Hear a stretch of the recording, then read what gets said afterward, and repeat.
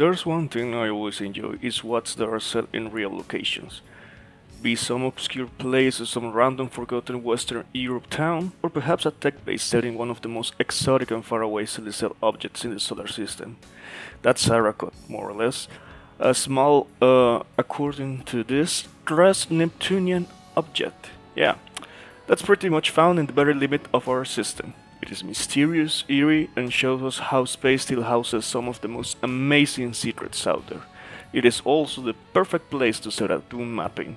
And Somniac, the author, took that opportunity and gave me a near dream come true. Arrokoth is a full Episode 1 replacement for the classic OG Dune, replacing all 9 maps with a new selection of dark and gloomy tech bases, sporting a dreary atmosphere of abandonment and solitude, combined with the marvels of technology with a sprinkle of mild demonic corruption here and there. For the good stuff. The maps are designed with vanilla compatibility in mind. As such, you can expect a modest and simple style of visual fidelity that comforts the heart and fills the soul with a good dose of classical goodness. The levels are generally short but well paced. The layout of each level is designed with speed and gameplay in mind. You're constantly moving and there's no strange puzzles to solve, nor gigantic mazes to run through. Each path takes you to an essential place and from there until you find the exit. Quite speedy and generally short to medium-sized levels make up for a well-done selection of carefully designed playgrounds for some demon massacres, complemented with custom MIDI music that's beautifully moody. New custom sounds for your weapons are slightly less punchy but feel more realistic, helping build up the generally creepy vibe of the levels. There are no truly big beefcakes of maps here. Each level is fairly isolated in and compacted to mostly dark tech bases, until you reach the last levels where a mix of infernal marble surprises bring a breath of fresh or hellish air into your lungs. By the later half of the WAD, things start to get a little more spicy while still retaining the general simplicity of the WAD design. You can always have something new without feeling too in your face with the new challenges. This transition between the two different styles feels natural enough while also being part of the classical style of the original Episode 1, where hair slowly starts to corrupt the computer circuits and rusty walls. For vanilla lovers, Arrokoth feels like a darker spin on a traditional style, a grim dark scenery of flesh and metal coming together to bring some good sci-fi goodness.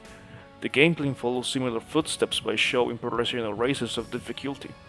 At ultra-violence, the maps are harder than the original Doom, but still not hard enough to guarantee frustration at your PC. There are, in a way, frenetic and faster maps, but still have enough room to breathe that if you are used to custom WADs already, ultra-violence shouldn't pose a threat at all. The element of combat lies in the way the encounters are designed. Somniac, the author, really likes to make use of teleporter ambushes, and you can tell it becomes a little stale after a while. But considering the short duration of the maps and that most combat arenas are quite fast, it substantially works well with the way the levels flow and provides you with good doses of unwavering battles. Plus, it means that backtracking, even in the shorter areas, will always have some surprises waiting for you. Somniac took a fascinating concept and made it in quite a well-done execution of a simple yet polished Doom WAD. There are still some things I wish would have been done different. More exterior areas or levels set entirely in the surface of the red dark asteroid floating across the bottom of space.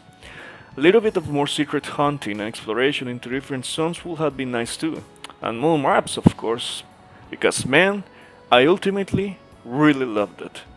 Arrokoth is a fun, goody-good WAD that embraces the dark side of Doom by providing you with a new and improved set of levels that are unpretentious and low-key inspiring due to its well-executed style. Consider playing right now. Before finishing the video, I'd like to give a special thanks to all the people that have helped me out. Special thanks to Arrowhead for joining the Patreon. If you like what I do, consider checking out the Patreon and subscribing for more content. It's pretty cool. And of course, check out the rest of my videos. I particularly recommend the Maximum Doom playthrough series for some good old school 1993 fun. Well, 1994 actually.